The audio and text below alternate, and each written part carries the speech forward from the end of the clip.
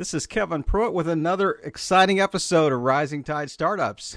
My guest today is Gregg Clunis. Gregg, thanks for joining us. Absolutely, man. So pumped to be here. I have, confession. I've been stalking Gregg on Facebook now for a while, and I'm in one of his Facebook groups in the digital podcasting group, and he's a mentor to me in this space. So, Gregg, I really appreciate you taking the time. 100%, man. I'm really excited. I think this is going to be a good time. So give us, just tell us, who is Gregg Clunis? Give us some background. Sure. So I identify primarily as a creator. So within that comes entrepreneur, comes author, comes podcaster. But really what I love most is just making stuff and this process of taking stuff that pops up here in my head and turning it into something in the real world. Like that's something I've been obsessed with for a really long time. And how that presents itself in my life right now is I'm the host of a podcast called Tiny Leaps, Big Changes. We do about 250,000 downloads per month. It is all about how to improve the quality of your life by changing your day-to-day behavior. And so the purpose of the show is really just to inspire curiosity around why we do the things we do and how behavioral psychology plays a role in improving our lives. But from there, as you mentioned, I launched a community that has been growing rapidly. I think we are at about 3,050 or so members right now. It's grown my email list. I'm starting to do more blogging, and I'm starting to do more Instagram around these similar topics. So yeah, that's where I'm at. That's where I'm focused right now. I do have a book coming out next year based on the podcast. And so once that drops, we'll see what the next big project looks like. But yeah, that's who I am right now. So you're living in the Big Apple? Absolutely. I live in New York City, baby. You lifelong Big Appler? No, actually. So I was born in Jamaica, the country, Kingston, Jamaica, and moved to the U.S., to New York City when I was 8. Lived here for about a year, and then I grew up upstate New York. Went to high school there and so on and so forth. And then I came back to the city for college and just never left. So I've been here for about 7 or 8 years now. My wife and I spent our honeymoon on the other side of the lake from where you grew up. So we were in Burlington, Vermont. So okay. That's awesome. It's a beautiful part of the world up in New England. Yeah, I mean, Vermont is beautiful. Yeah, just the outdoors scene is incredible. It is. We spent quite a bit of time just in the area and just driving around, and there's something new every day. I mean, it really is, like you said, the Green Mountains and that area up there and ski areas is just incredible. Yeah. So what was your inspiration, or what was kind of the shift or the pivot that happened that said, I need to be in this online space here? What were you doing before it led to this? Yeah, so it's funny. For context, I'm a young guy. I'm 25, turning 26 in a week, actually, a week or two. And all of my adult life, but also the majority of my life so far, I've been in this online space. So I started right before senior year of high school. My cousin put me on to what was then called internet marketing, which I know some people still refer to it as now, but it's been legitimized a little bit more as digital marketing. Right. Because I wanted to buy my first car. So I just got my license. I knew that my parents weren't in a position to really just gift me a car. So, and at the time I wasn't working. So my cousin put me onto this, and I started learning. I learned affiliate marketing. I learned email marketing, all of that stuff.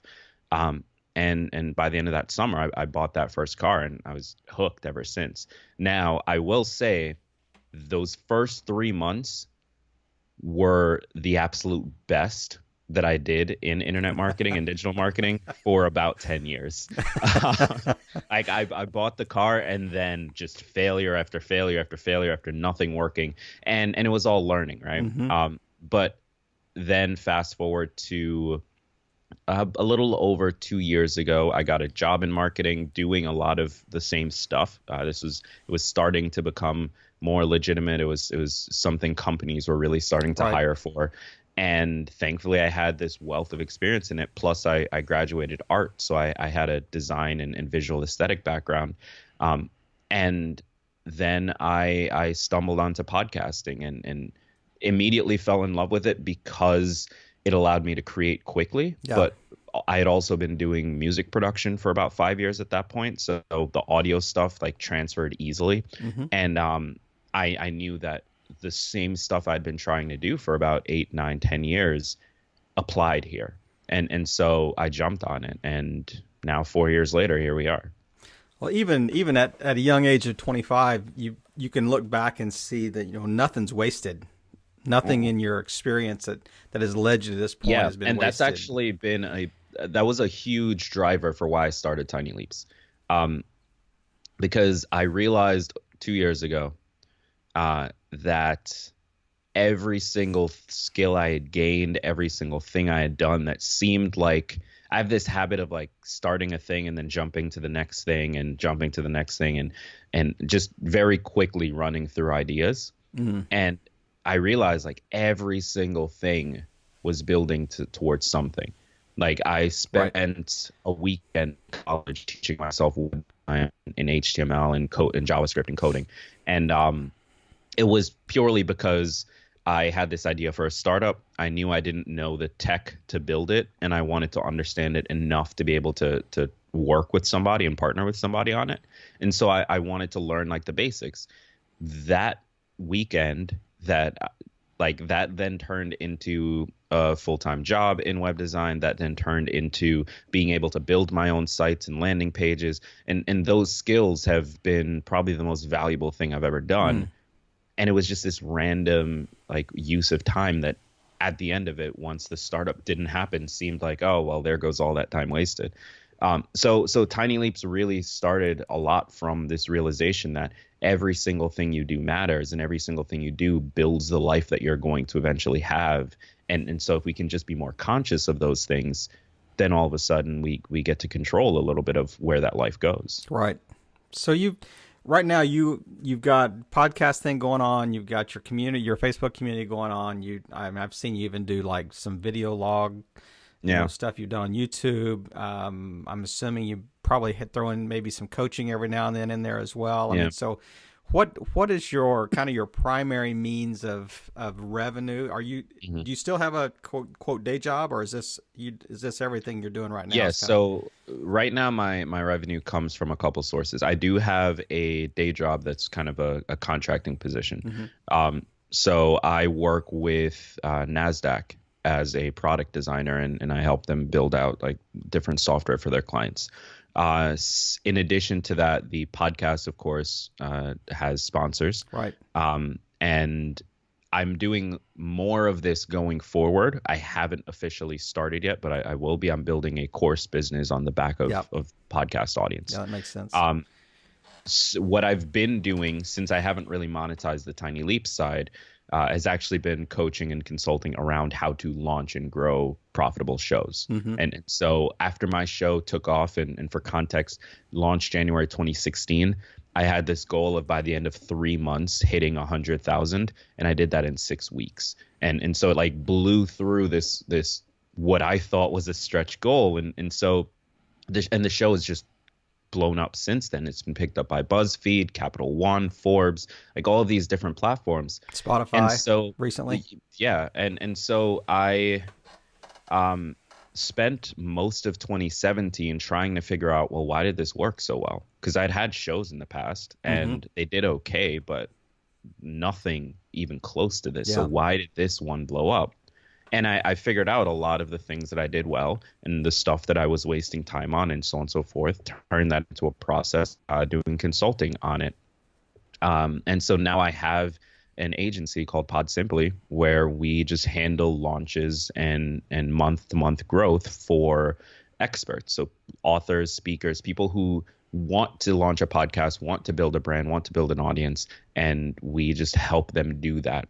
Now, I will say, with this addition of the course business on the Tiny Leap side, I'm actually going to be scaling back that agency quite a bit, because as much as I'm an expert in it, as much as it's good to be able to offer value, it's not the thing I love the most. Mm-hmm. And Yeah. so I'll still be making that system available, and my team will still be working with my existing clients, but I'm going to be closing the doors on bringing in new people for a little while. And maybe at some point I'll reopen, or maybe I'll just turn it into a course. But Yeah, I um, was thinking that that would make yeah, sense. The course side, you know, even if you close down right. the agency side, I mean, had the things that are pretty universal that you've discovered that you know would it seemed like Absolutely. it lend itself well for a course. 100%. And the thing is, I want that knowledge to be used by Mm-hmm. people. And I want people to start realizing that a lot of what they do with their shows just don't matter. And a lot of what they should be doing, they aren't. So I definitely think it will turn into a course and possibly a software business at some point. Mm-hmm. But for the next 6 to 12 months, the focus is really how can I help people with the tiny leap side? How can I help people actually make changes and actually do the stuff they know they want to and build the life that they want to have? Well, listeners, I hope you're listening to these, as we discussed offline before we started, these value bombs that Gregg's dropping here, and I'm trying to write as well. So because this podcast is going to blow up only because Gregg Clunis is going to give me hints during this interview that we can use to Absolutely. make it go from 10 a week to 10,000 a week or what. Yeah, I'm being Absolutely, man. facetious, but. So tell me, what would you say in your relatively short business career? What would be like the lowest point that, since you really started this kind of this latest iteration of Mhm. what you're doing? What would be your lowest point since you started? So, 2016. Mm-hmm. So it's the same year I launched this show, and I was completely self-employed. Okay. So I'd left my job in December of 2015. My plan was to be a freelance web designer and developer, Right. and I stumbled into podcast production for clients because my show did so well. Mm-hmm. And so all of a sudden you have people saying, well, can you help my show do well too?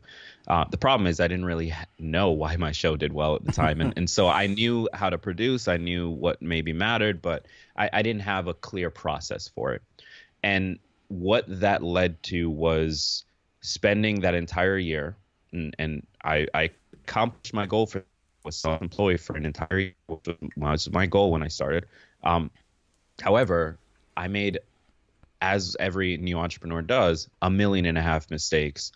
Unfortunately, two of them led to me losing the ability to be self-employed and having to go back to a full-time job. So the first was not charging enough for what I was doing. Mm-hmm. And so I got into this trap of basically just surviving month to month, never being able to have enough to hire help or Right. to have enough to put into savings or any of those things. And so what that created was basically just another job where I had 4 bosses instead of 2 Yeah. or whatever it was. And so as soon as that October, 2 of my clients that were pretty dramatic percentages of my revenue decided, hey, we don't want to do a podcast anymore. All of a sudden I'm screwed. Mm-hmm. And so I spent October to December like desperately trying to claw my way back up and putting stuff on credit cards and all the stuff that you do to try to survive. But unfortunately, and this was the second mistake I made. Like I said, my plan was to be a web designer. Mm-hmm. I didn't have a plan for being a podcast Right. editor and coach. Right. And so I didn't know how to actually acquire those customers. They just sort of fell into my lap. And that lasted for the majority of the year. But once I lost them, I didn't have a clear process for how do I replace them. Mm-hmm. And so October to December started the learning curve of figuring that out. But when you're about to break, you don't want to go through that learning curve. You want to just have it. And so December came, I was in an enormous amount of credit card debt, Mike, like to the point where my credit dropped dramatically.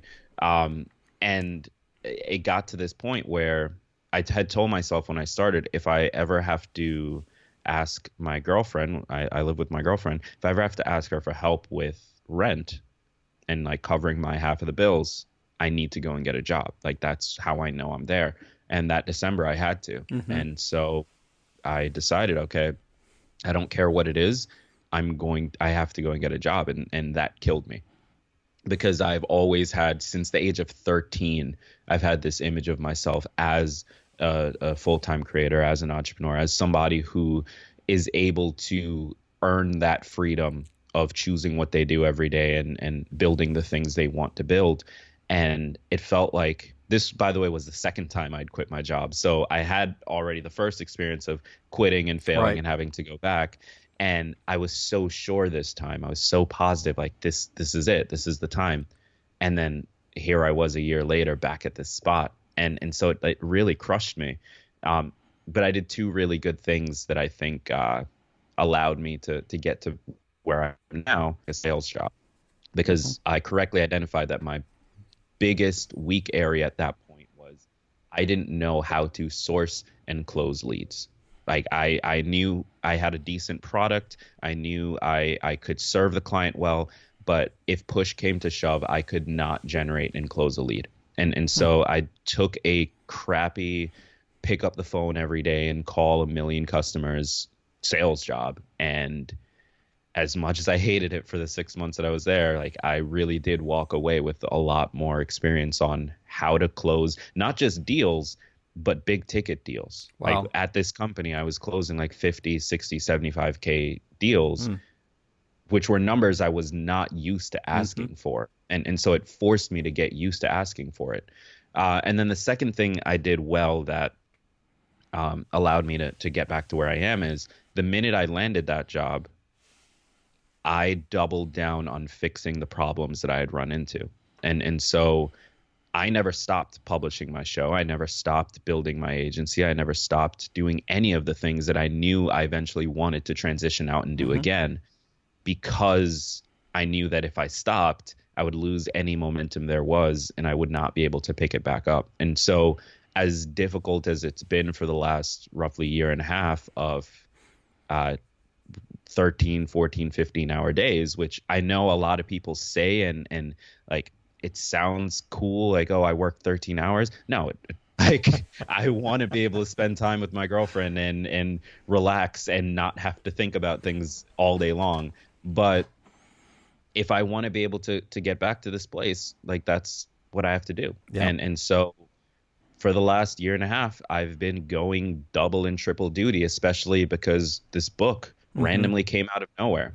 I wasn't planned. I didn't pitch anybody. They just came to me and said, "Do you want to write a book?"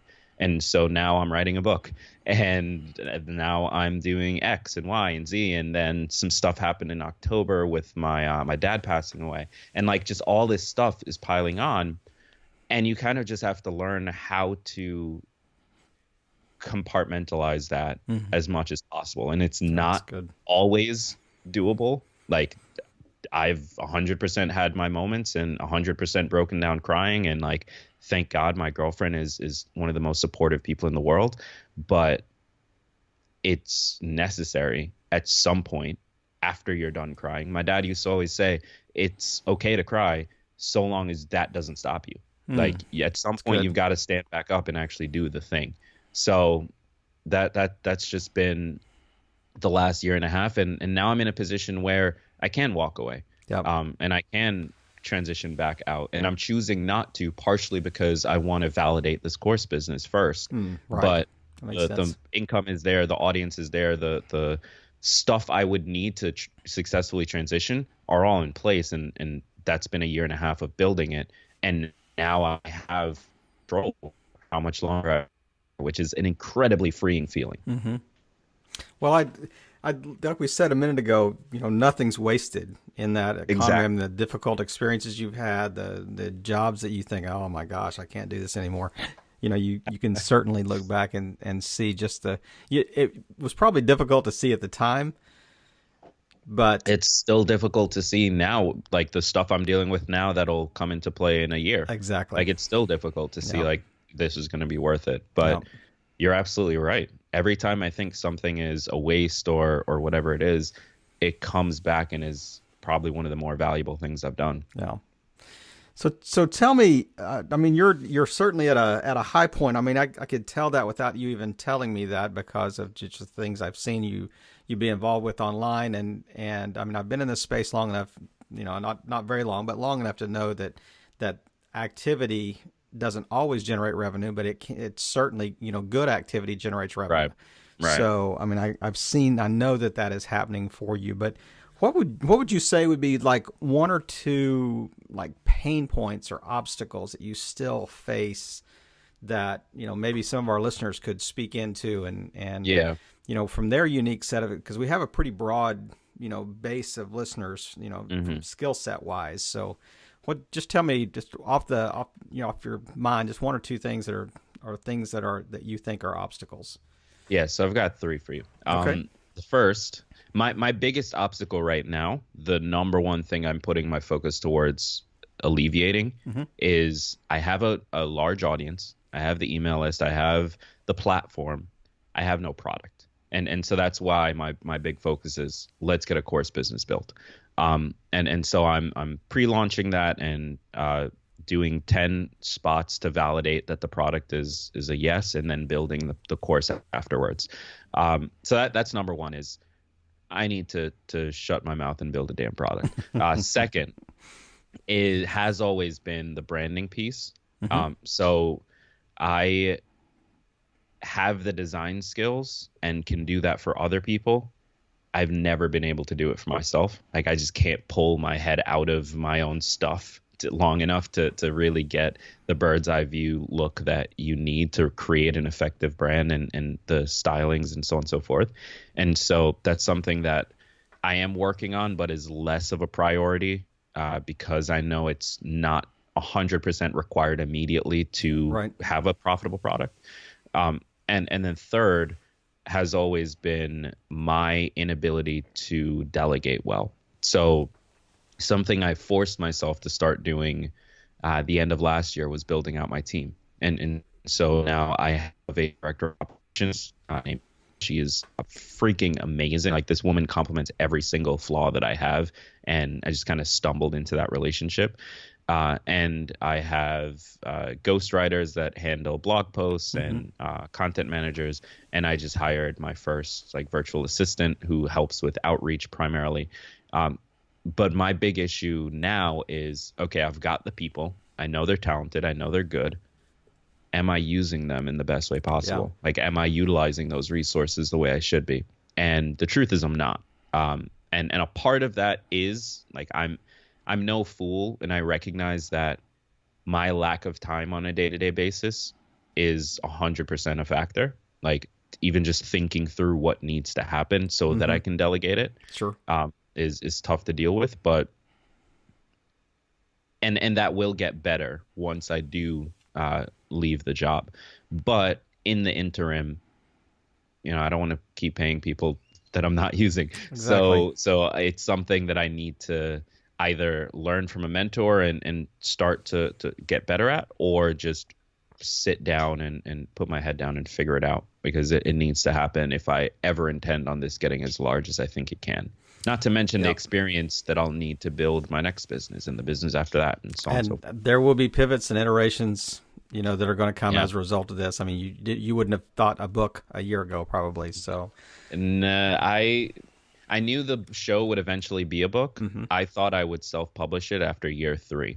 Okay. I did not expect a publisher to reach out to Yeah. me directly in a year and a half in.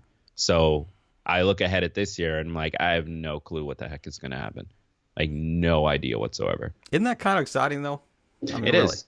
Actually, beginning of every year, I look ahead and like journal and so on and so forth. And the thing that excites me most about the New Year's is that you don't know what's going to happen. Like I mean, it's a complete blank slate that has not been written yet, and that's really exciting to me. your year ahead of you is probably almost as exciting as March Madness. As crazy as this bracket has been. I mean, anybody that says, "Yeah, I predicted this bracket," they're nuts. Yeah. They're lying for sure.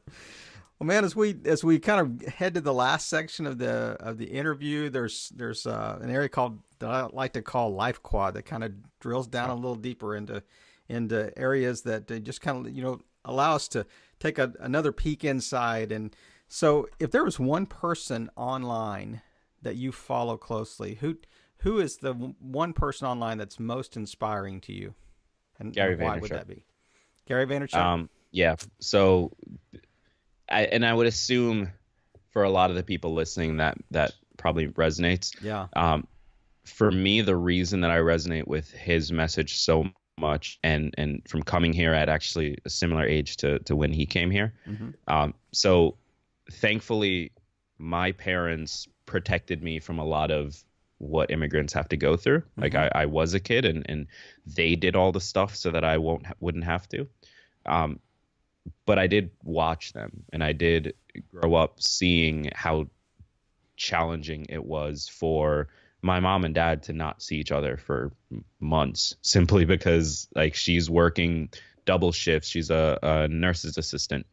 She's working double shifts from like 9 a.m. straight back to like 12 p.m. or something. Wow. And he's working overnights. So when are they running into each other? Not to mention me not seeing them for months because I'm at school, and then I'm in bed early and whatever it is.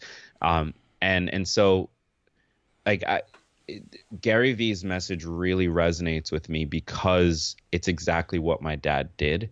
Like, he put his head down and he worked at whatever opportunity was in front of him, and he turned that opportunity into a really respectable middle class life for his family, when his first job here was picking apples on an apple orchard while living in a trailer that had no heat, no air conditioning, like nothing. Wow. That eventually burned down because it wasn't a good. Wasn't up to code, yeah. Yeah, exactly. Yeah, gosh. So like knowing his story, knowing what he did, and knowing how far I've been able to come because I didn't have to start that low. Gary's message is, to me, is like, yeah, the only thing you can control is work. Now, with that said, I'm not a fan of, like I just mentioned, I'm not a fan of hustle for 15 hours a day. Yeah. Like, if I had the choice, I wouldn't do that. Right. And I don't actually think you need to do that today, simply because there's so much tech that can augment a lot of the stuff that we do on a day-to-day basis. And so I think if you're smart about it, and you use the tools in front of you, and you use the dollars you have wisely to buy other people's hours, and you just utilize all of the resources in front of you, you don't actually need to hustle for 15, 16, 17 hours a day. Like, you can enjoy the money that you're making. Sure. It's more like working on your business than in it. Exactly. And so one of my big goals is to build something similar to what like Warren Buffett has. Like, his job is to be educated and then allocate dollars. That's it. Like, he's not sitting in front of his computer for 19 hours a day, like writing code or whatever it is. He just allocates resources. And so I want to build that and utilize the tools I have so that I can get to that place without going necessarily the Gary Vee route. Right. But his thesis is 100% right. And if you don't have those opportunities, if you don't have those options, the only thing you've got is time, and you can do exactly what my dad did and get to an amazing place. Yeah. Well, I'm gonna write down Gary Vee and your dad as inspiring leaders. So what's a life quote that you would say you like to live by? What's one that really resonates with you? You may even have it taped up on your computer somewhere or something. So if you had asked me this 2 years ago, I would have said something else. But now it is the quote that I say at the end of every single episode, which is that all big changes come from the tiny leaps you take every day. Yep. And that's something I really, truly believe. Is that you, or is that from someone else? Yeah, that's me. At least I haven't heard it before, so I assume it's me. Well, it's yours now. So when I use it, I got to give you credit. Much appreciated. No, it's wild though. Like, I sometimes stumble across people quoting that on Instagram. Yeah. And it's like, wow, this is amazing. Well, you got that kind of listeners. I mean, there's people that are hearing this every time you put out a podcast episode. So yeah, and that was an unintended consequence. Like, I knew I wanted to end the show with that every single time.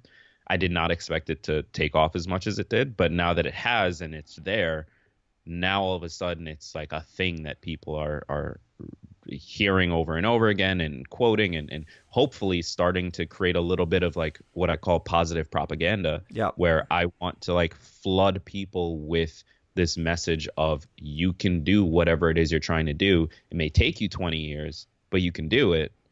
And hopefully like get them so ingrained in this world that it becomes natural to take that action. Well, if you could go back a couple of years, 3 years, what would you tell Gregg Clunis 3 years earlier, what piece of advice would you give yourself? Stop thinking so much. You want to expand on that a little bit? I'm a chronic overthinker. I, I, it's the weirdest combination because I'm the kind of person that has an idea for something and does it. Like I immediately take the actions required. And I've always been very good at that.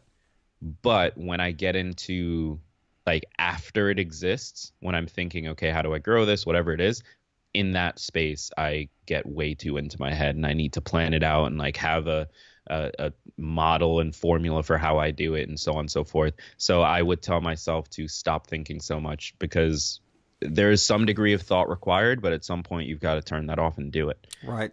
And you cannot get anything without first getting data. And so I would much rather at this point have an imperfect plan that fails horribly, but understand why that failed than to sit and just keep trying to think of the perfect plan. Without the, what's it called? The paralysis of analysis that exactly. Yeah. You get to the point that you're thinking it so much that you never actually act on it. Never actually do anything. Or when you do, you overthink every single piece of it. And so then you're just moving too slow. You just been privy to a master course in a very short period of time here, and I don't know exactly how we're going to package this, but it may just be, we may have 2 episodes here, 2 clean and crisp episodes that we've just gained here today. But this is going to be one that people are going to hit rewind and listen to again and again and again and take notes copiously. But Gregg, I'm very grateful for you taking the time today. Is there anything else that you just want to finish with, and just also let us know how we can find you? And I know on the show notes we're going to have all your contact information, all your social media stuff, the podcast links and stuff like that. So anything you want to add? Yeah. So I mean, the main thing I want to leave with is just remember exactly what the core theme of this interview has been is nothing's wasted.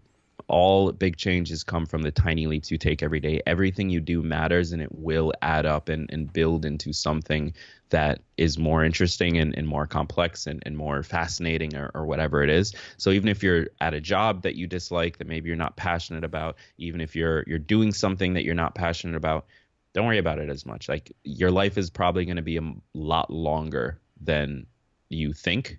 And then it feels, and so you've got the time, and you can really just look at the opportunities in front of you and try to build the thing you actually want by making small decisions every day. As far as connecting with me, there's 2 main things. Go and listen to the podcast. So just do a search for Tiny Leaps, Big Changes in wherever you're listening to this. If you're watching on YouTube, then pull up your podcast app, do a search for Tiny Leaps, Big Changes. And follow me on Instagram. So like I said, that is a big focus going forward. I'm currently actually right after this working through my content calendar for it. I'm going to be dropping an enormous amount of value both in the store and in the feed. So head over and follow me there. It's at Gregg Clunis. That's GreggClunis. So at Gregg Clunis on Instagram. Do a quick search. Give me a follow. Let me know that you're from this show. And I respond to everybody.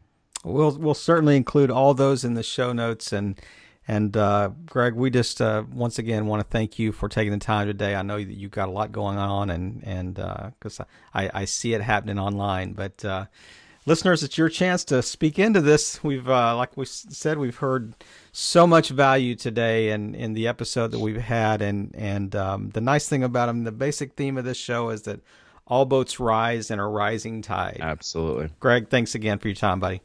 Thank you.